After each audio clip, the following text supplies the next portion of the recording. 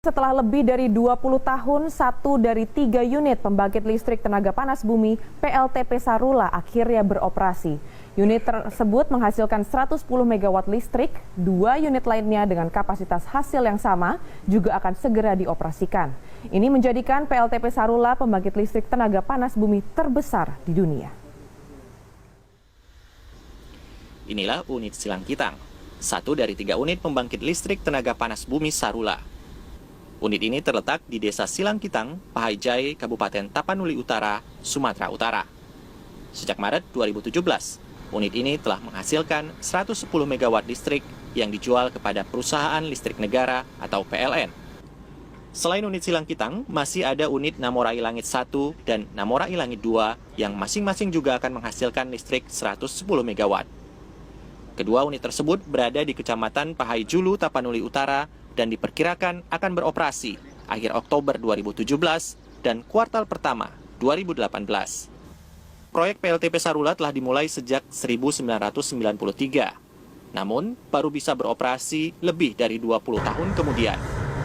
Mandek karena krisis ekonomi dan pergantian perusahaan pengembang mewarnai perjalanan proyek ini. Saat ini, Sarula Operation Limited menjadi perusahaan pelaksana proyek PLTP Sarula. Perusahaan ini merupakan konsorsium sejumlah perusahaan nasional dan asing, diantaranya Medco Power Indonesia, Hitojo Corporation, Kyushu Electric Power, dan Ormat Internasional. Any geothermal power plant takes time, but it is taking longer than usual. Original development started 1993, but because of Asian crisis, it got stopped 1997.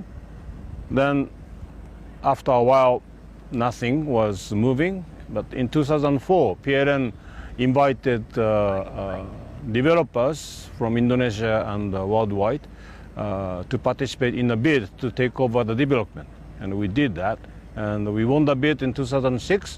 Then we had to change some part of all the contracts to fit into a project financing arrangement, and also we went through a tariff review process with other developers because of another crisis in 2008-2009, and it also took 2 years. So everything together, it took more than 20 years. In 2014, we could sign amendment contracts and got financing and started the construction. Biaya pembangunan menjadi salah satu tantangan yang menyebabkan proses pembangunan PLTP Sarula tersendat. Umumnya memang dibutuhkan biaya lebih besar untuk membangun pembangkit listrik tenaga panas bumi dibanding pembangkit listrik tenaga lainnya. Apalagi PLTP Sarula tergolong pembangkit besar dengan hasil mencapai 330 MW. There are other places that more than 300 MW, but that is under 2 or 3 or 4 contracts. So this is under the one contract, so biggest in the world. Investment cost, total project cost for this particular project is $1.6 billion US. Our pricing is about $7 per kilowatt hour. I think it's one of the best pricing in IPP industry. Selain menjadi yang terbesar di dunia, PLTP Sarula juga menjadi pembangkit listrik tenaga panas bumi pertama di Indonesia yang menggunakan teknologi siklus kombinasi. Teknologi ini dapat menghasilkan listrik dari uap air dan air panas sekaligus, sehingga dapat memanfaatkan seluruh bahan baku yang ada. Teknologi serupa telah digunakan di sejumlah negara lain, misalnya Amerika dan Filipina. Here at Sarula, it's a bit different. What's coming out of the ground is about 25% steam, 75% hot water. So those big vessels on the hill basically are used to separate the steam and the hot water coming out of the well. The steam goes to the steam turbine in this building here, and then it comes out and is cooled, and we make extra electricity here, and it's pumped down the wells. The hot water goes to these units also.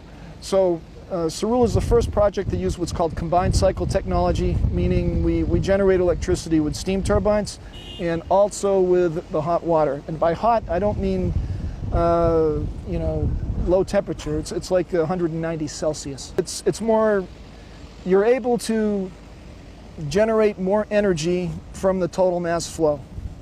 It's a little more expensive. Generating electricity with hot water is less efficient, but power is power. Setelah nanti merampungkan ketiga unit pembangkit di Kecamatan Pahai dan Pahai Julu, Sarula Operation Limited berencana untuk kembali mengembangkan pembangkit listrik tenaga panas bumi yang mampu menghasilkan 200 hingga 300 megawatt listrik. Mereka memperkirakan akan memulai studi kelayakan akhir 2018. Yan Prabudi, Tapanuli Utara.